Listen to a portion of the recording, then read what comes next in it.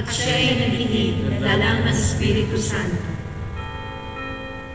Aba, Ginoong Maria, napupuno ka ng grasya.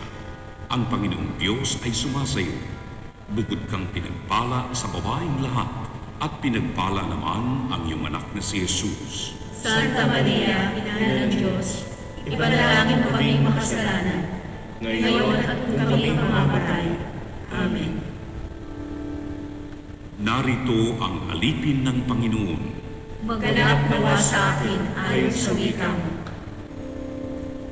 Aba, Ginoong Maria, napupuno ka ng grasya. Ang Panginoong Diyos ay sumasayo. Bukod kang pinagpala sa babaeng lahat, at pinagpala naman ang iyong anak na si Jesus. Santa Maria, Ina ng Diyos, ipanalangin mo kaming makasalanan, ngayon at kung kami mamamatay. Amen. At ang Verbo ay nagkatawang tao. At nagpamayan sa atin. Aba, Ginoong Maria, napupuno ka ng grasya. Ang Panginoong Diyos ay sumasayo. Bukod kang pinagpala sa babaeng lahat, at pinagpala naman ang iyong anak na si Jesus. Santa Maria, Ina ng Diyos, ipanalangin mo kaming makasalanan, ngayon at kung kami mamamatay. Amen. Ipanalangin mo kami, Santang Ina ng Diyos. Nang kami maging dapat pakinabang sa mga pangako ni Kristo. Manalangin tayo. Panginoon naming Diyos, kasiyahan mo ang aming mga kaluluwa ng iyong mahal na grasya. At ayayang kailan sa pamamagitan ng Anghel, ay nakilala namin ang pagkakatawang tao ni Jesucristo na anak mo. Pakundangan sa mahal ng sakit at pagkamatay niya sa krus, pakinabangin mo kami ng kanyang pagkabuhay na magmili sa kaluwalhatian sa langit, sa pamamagitan ng Jesucristo rin Panginoon namin. Siya luwalhati sa Ama, sa Anak, at sa Espiritu Santo. Kapara ng unang-una, ngayon at magpakailanman, at magpasawalang hanggan. Amen.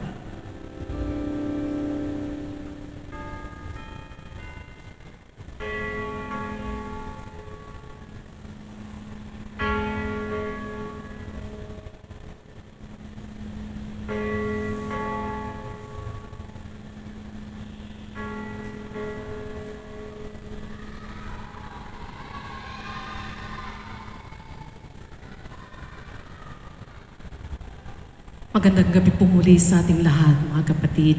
Ngayon ay Huwebes sa ika-34 na linggo sa karaniwang panahon. Ang mamumuno sa ating banal na misa ay si Reverend Father Rene Paglinawan, OAR. Magsitayo ang lahat.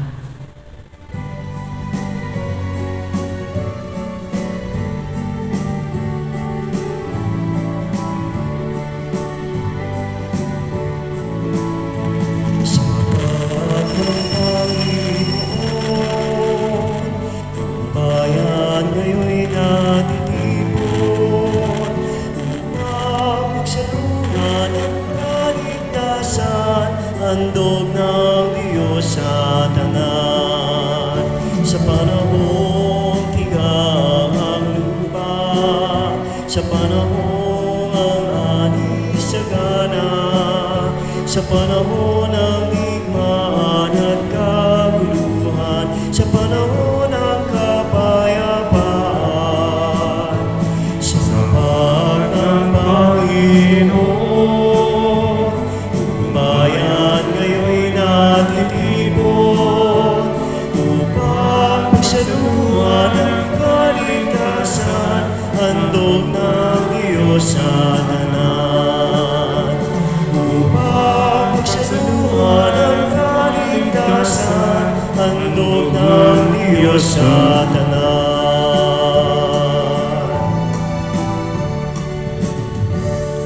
Sa ngalan ng Ama at ng Anak at ng Espiritu Santo. Amen. Sumainyo ang Panginoon. At sumainyo rin. Mga kapatid, aminin natin ang ating mga kasalanan upang tayo maging marapat gumanap sa banal na pagdiriwang.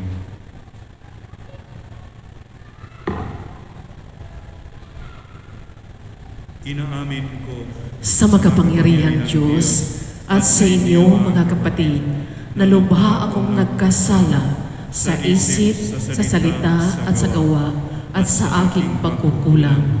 Kaya isinasamo ko sa Mahal na Birhen Maria, sa lahat ng mga anghel at mga banal, at sa inyo mga kapatid, na ako'y ipanalangin sa Panginoong ating Diyos. kaawaan tayo ng makapangyarihang Diyos, patawarin tayo sa ating mga kasalanan at patnubayan tayo sa buhay na walang hanggan. Amen. Panginoon, kaawaan mo kami. Panginoon, kaawaan mo kami. Kristo, kaawaan mo kami. Kristo, kaawaan mo kami. Panginoon, kaawaan mo kami. Panginoon, kaawaan mo kami. Manalangin tayo.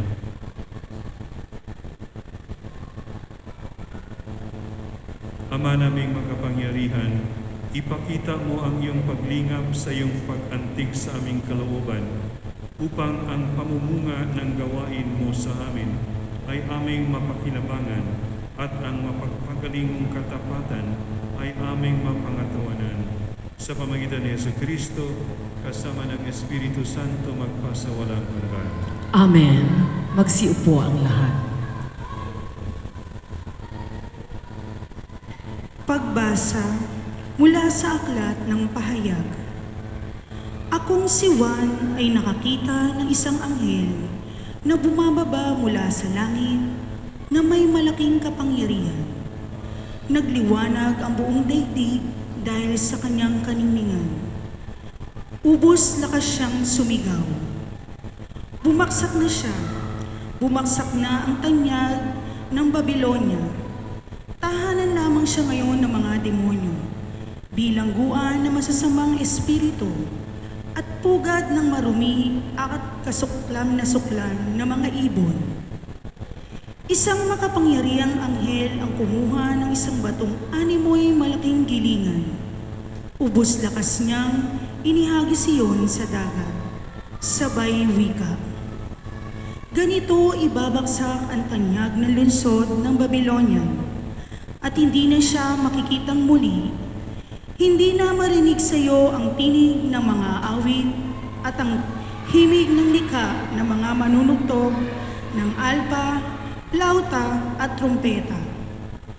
Hindi na makikitang muli sa iyo ang mga dalubhasa sa anumang uri ng gawain, at hindi na maririnig ang ingay ng mga gilingan. Hindi ka muling matatanglawan ng kahit isang ilawan. Hindi na maririnig ang masasayang tinig na ikinakasal, sapagkat naging makapangyarihan sa buong daigdig ang iyong mga ngalaban. Dinaya mo ang lahat ng bansa sa pamamagitan ng pangkukulam. Pagkatapos nito, narinig ko ang wari pinag-isang tinig ng maraming tao sa langit at umaawit ng ganito: Purihin ang Panginoon, ang pagliligtas, ang karangalan at ang kapangyarihan ay tanging sa Diyos. Matuwid at tama ang kanyang hatol. Hinatulan niya ang reyna ng kahalayan, nagpapasama sa lupa. Pinarusahan siya ng Diyos dahil sa pagpatay sa lingkod ng Panginoon. Muli silang umawit, purihin ang Panginoon. At sinabi sa atin ng anghel, isulat mo ito. Mapalad ang inaanyayan sa piging sa kasal ng Kordero. Ang salita ng Diyos. Salamat sa Diyos. Mapalad ang anyayahan ng Korderong ikakasal. Mapalad ang anyayahan ng Korderong ikakasal. Umawit sa kagalakan ang lahat ng mga bansa. Panginooy papurihan, paglingkuran siyang pusa. Lumapit sa harap niya at umawit ng may tuwa. Mapalad ang anyayahan ng Korderong ikakasal. Ang Panginooy ating Diyos, ito'y dapat na malaman. Tayo'y kanyang-kanyang lahat. Tayong lahat ay nilalang. Lahat tayo'y bayan niya, kabilang sa kanyang kawan. Mapalad ang anyayahan ng Korderong ikakasal. Pumasok sa kanya ang templo na ang puso'y nagdiriwang. Umawit na nagpupuri sa loob ng dakong banal. Purihin ang ngalan niya at siya'y pasalamatan. Mapalad ang anyayahan ng korderong ikakasal. Mabuti ang Panginoon, pag-ibig niya'y walang hanggan. Siya'y Diyos na mabutit, laging tapat kailanman. Mapalad ang anyayahan ng korderong ikakasal. Magsitayo ang lahat.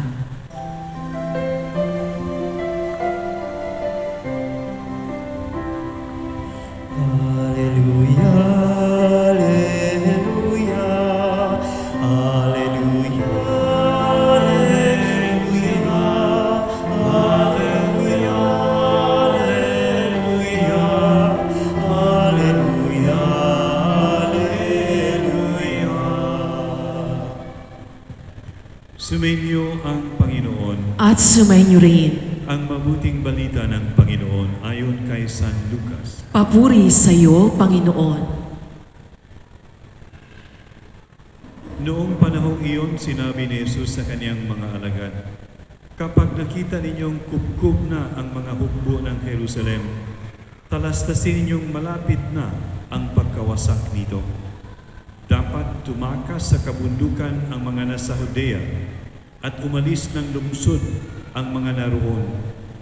Huwag nang pumasok doon ang mga nasa kabukiran, sapagkat ito ang mga araw ng pagpaparusa bilang katuparan ng mga nasasaad sa kasulatan. Kawawa ang nagdadalang tao at nagpapasuso sa mga araw na iyon, sapagkat darating ang malaking kapighatian sa lupaing ito at ang puot ng Diyos sa bansang ito.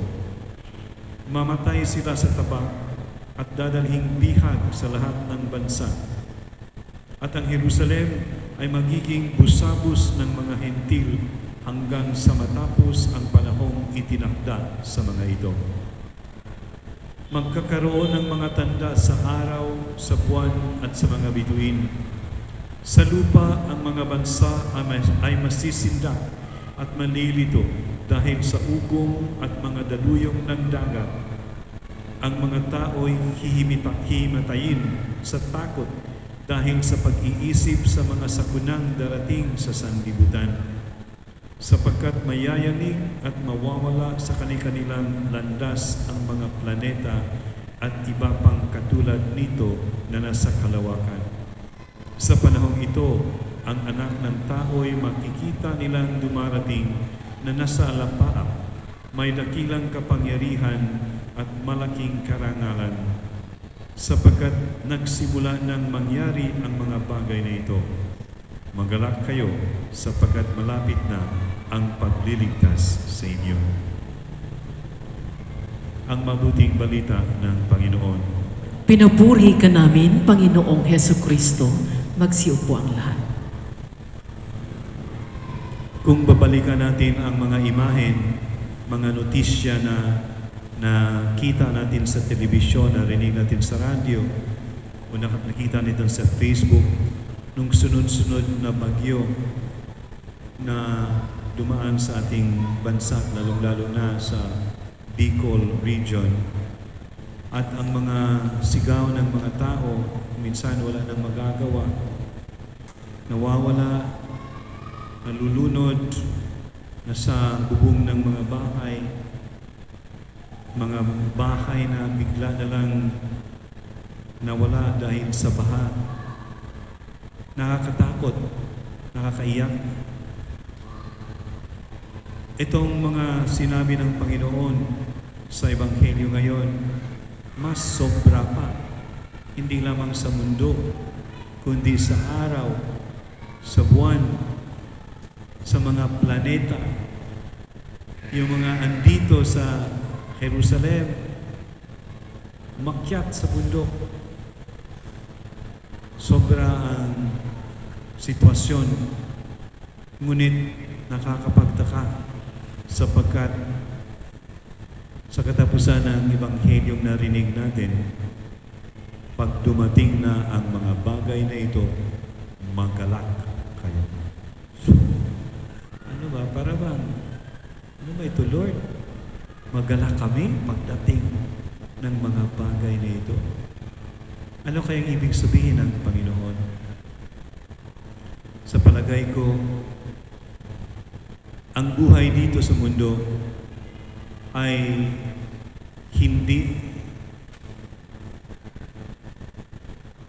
pangmatagalan. Alam na natin iyan. Alam din natin na maraming beses sa lipunan, ang mga mabuting tao, matuwid na tao, naghahangad ng katarungan, hindi nila nakakamtan ang katarungan. Walang katarungan na forever sa mundong ito. Maraming mga tao na naging mayaman, naging makapangyarihan dahil sa katiwalian. At wari bagang pagkatapos ng buhay nila, sila pa ang hinihirang ng mga matagumpay. Sila pa ang hinihirang ng mga successful, mga makapangyarihan dito sa mundo. At yung mga matuwid na araw-araw nagsisikap na sundin ang batas ng Panginoon at dahil doon ay nanatiling walang kapangyarihan, mahirap, walang impluensya, walang nakakapansin, parang sila pa ang nagdurusa. Sa mga taong ito na matuwid, na tapat sa Panginoon, maski hindi tanyag sa mundo, maski parang hindi nakatanggap ng katarungan sa mundong ito, ito ang sinasabihan ng Panginoon, magalak kayo sapagkat malapit na ang pagliligtas. So in the end, mga kapatid, ito ay isang very assuring sentence na pag tayo pala ay tapat sa Panginoon, maski hindi tayo makapangyarihan dito sa mundo, maski hindi tayo makakita ng katarungan dito sa mundo sapagkat maraming beses ay wala talagang katarungan sa mundong ito. Ang mga nagsasabi ng totoo, ang mga naghahanap ng hustisya, sila pa ang pinapatay, sila pa ang kinukulong. Itong mga taong ito, tapat sa Panginoon, sana kasama tayo doon. Sila ang sinasabayin ng Panginoon, magalak kayo sapagkat malapit na ang pagliligtas ninyo. In the end, God is a just God. In the end, yung mga masasamang tao ay pupunta sa kanilang parusa. Ang mga matuwid na tao, ang mga mabuting tao ay magkaroon ng gantimpala na hindi para sa mundong ito, kundi sa tunay na buhay na walang katapusan. Magsitayo ang lahat.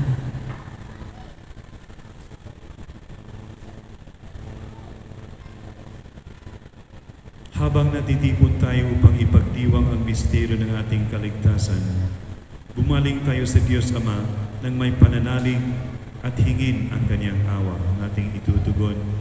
Tapat na Panginoon, basbasan mo kami. Tapat na Panginoon, basbasan mo kami. Ang bayan ng Diyos naway maakit sa pananalangin at pagsisi habang umaasa silang pagdating ng kaharian ng Diyos. Manalangin tayo sa Panginoon. Tapat na Panginoon, basbasan mo kami. Ang mga namumuno sa ating lipunan, naway makita ang kamay ng Diyos na gumagalaw sa mga pangyayari ng ating buhay. Manalangin tayo sa Panginoon. Tapat na Panginoon, basbasan mo kami. Tayo naway tumingin sa kinabukasan ng may pag-asa at lakas ng loob. Manalangin tayo sa Panginoon. Tapat na Panginoon, basbasan mo kami. Ang mga may sakit naway mamuhay sa kasiguruhan at pag-asa. sa pamamagitan ng mga panalangin at pag-aalay ng kanilang mga kapamilya at kaibigan.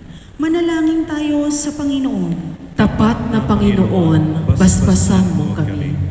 Sa mga namayapa na ipagkaloob nawa ng anak ng tao ang kaligtasan.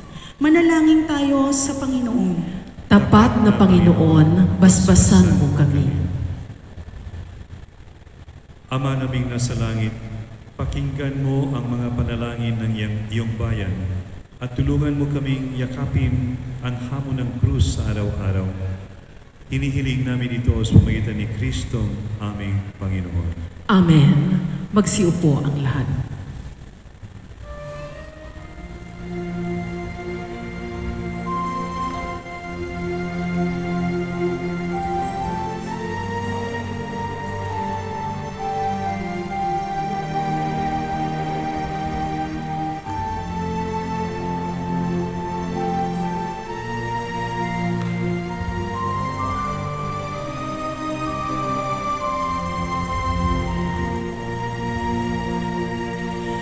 Handog namin sa iyo, Ama,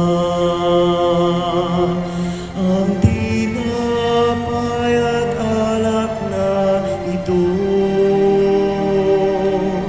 Handog ng bayang umaasa, sumasambat ng mahal sa iyo.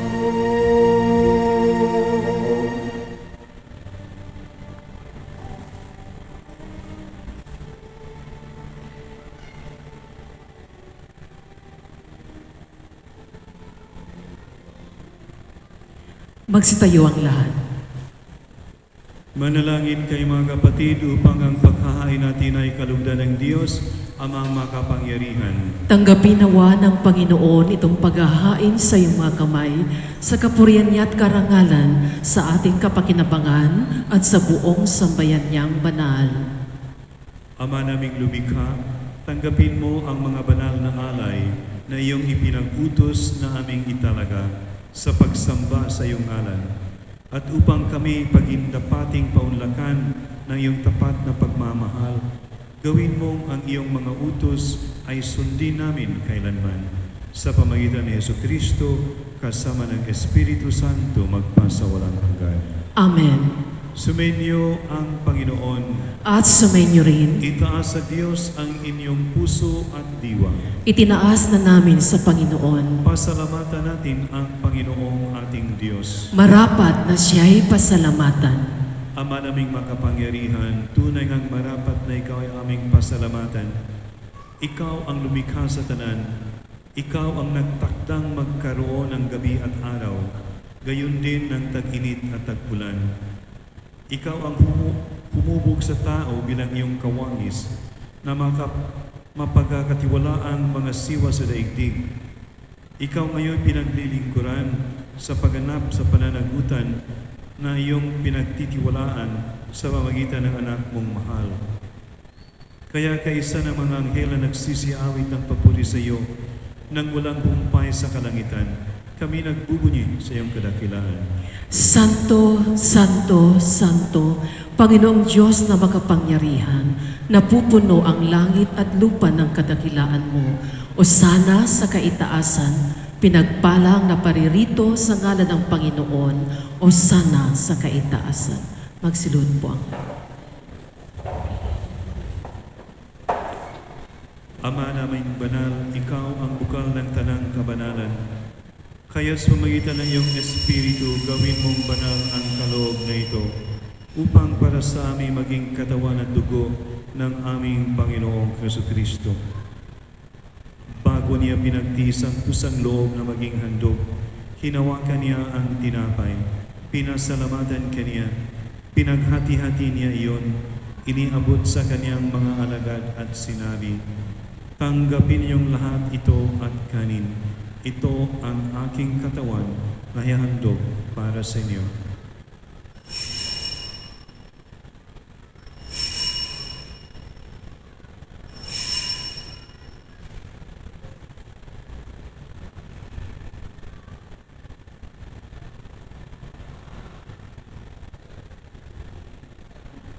Gayon din naman nung matapos ang hapunan, hinawakan niya ang kalis. Muli kaniyang pinasalamatan. Iniabot niya ang kalis sa kaniyang mga alagad at sinabi, "Tanggapin ninyong lahat ito at inumin. Ito ang kalis ng aking dugo, ng bago at walang hanggang tipan. Ang aking dugo na ibubuhos para sa inyo at para sa lahat sa ikapagpapatawad ng mga kasalanan. Gawin niyo ito sa pag-alala sa akin."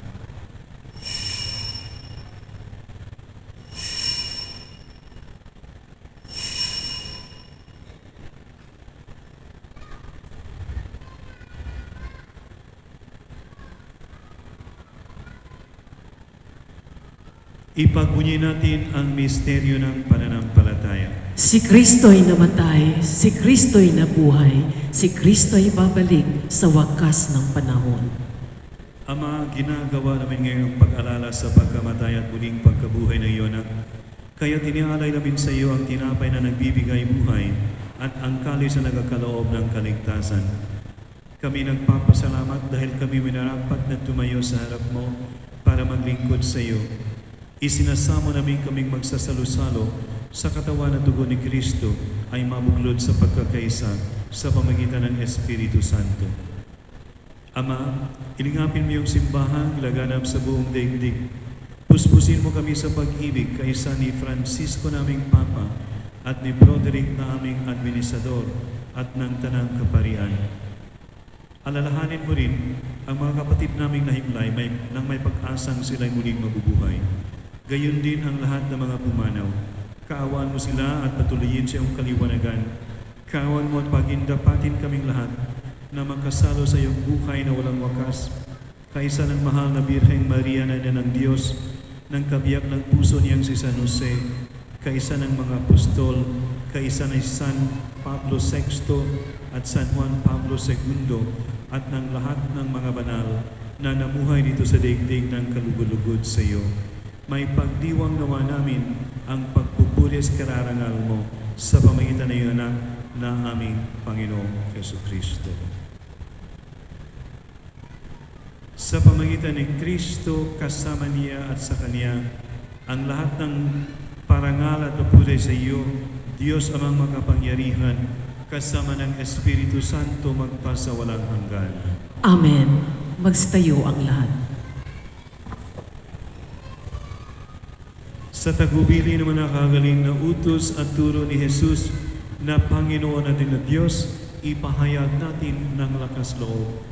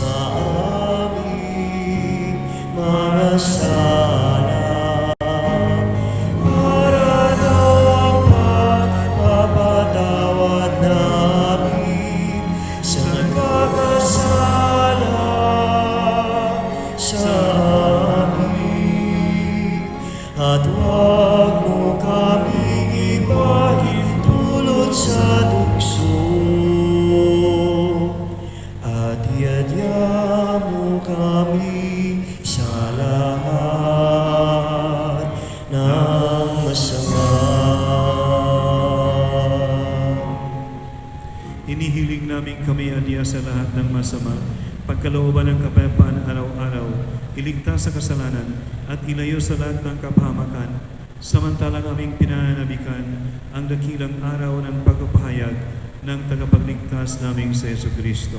Sapagkat iyo ang karian, ang kapangyarihan at ang kapurihan magpakailanman. Amen. Panginoong Jesucristo, sinabi mo sa iyong mga apostol, kapayapaan ang iniiwan ko sa inyo, ang aking kapayapaan ang binibigay ko sa inyo. Tunghayan mo ang aming pananampalataya at huwag ang aming pagkakasala. Pagkalooban mo kami ng kapayapaan at pagkakaisa, ayon sa iyong kalooban kasama ng Espiritu Santo magpasa walang hanggan. Amen. Ang kapayapaan ng Panginoon ay laging sumainyo. At sumainyo rin. Magbigayan kayo ng kapayapaan sa isa't isa.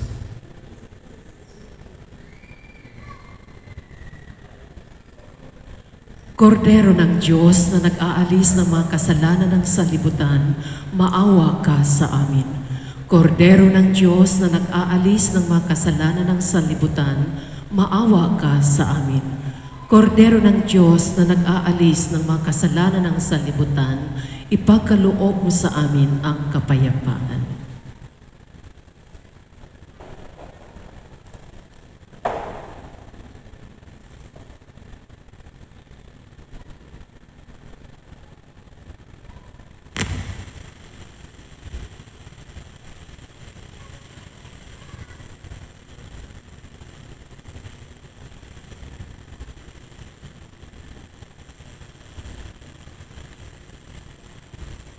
Ito ang kordero ng Diyos, ito ang nag-aalis ng kasalanan ng sanlibutan.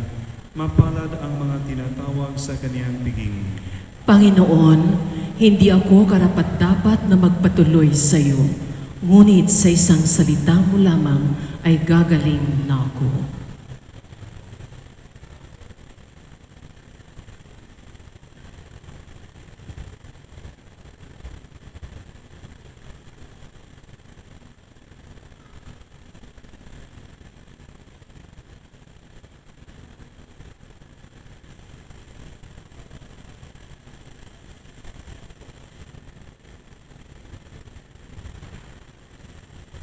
Ang katawan ni Kristo. Amen. Magsiupo mo ng lahat.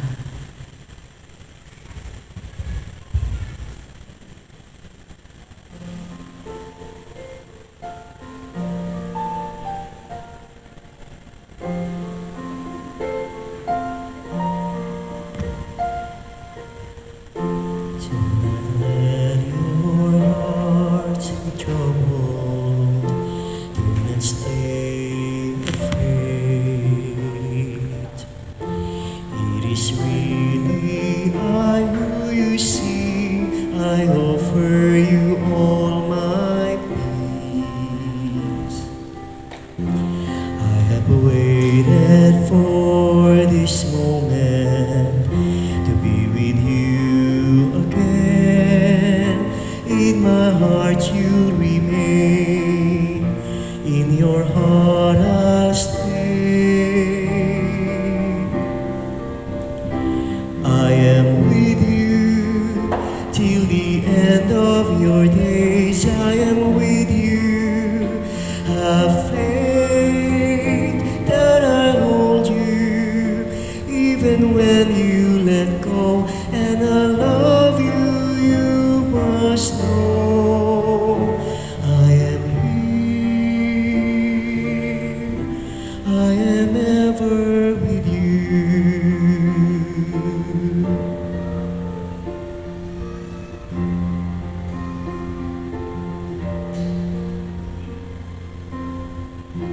Do not let your hearts be troubled.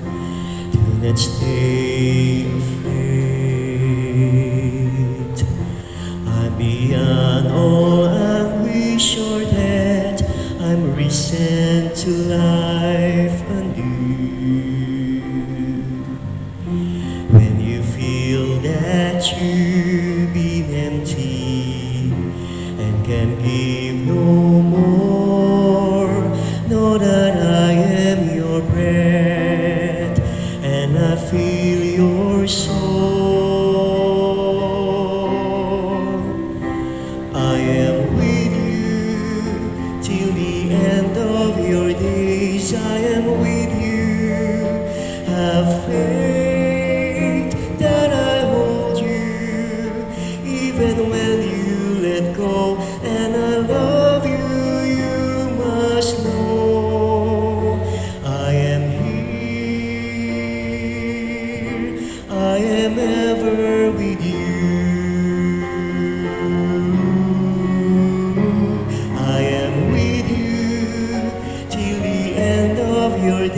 days I am with you. Have faith that I hold you, even when you let go. And I love you, you must know I am here.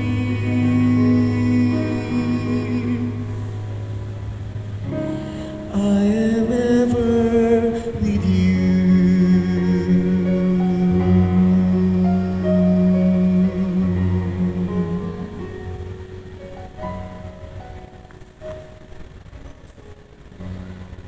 Magsitayo ang lahat. Manalangin tayo. Ama naming mapagmahal, kaming pinagkakalooban mo ng pagsasalo sa iyong kagalakan ay lagi nawang lumingon sa pinanggalingan nitong banal na pakikinabang upang kami huwag mawalay sa iyo na aming hantungan sa pamagitan ni Jesucristo kasama ng Espiritu Santo magpasawalang hanggan. Amen. Sumainyo ang Panginoon. At sumainyo rin. Pagpalain kayo ng makapangyarihang Diyos, Ama at Anak at Espiritu Santo. Amen. Tapos ng misa, humayo kayong mapayapa. Salamat sa Diyos.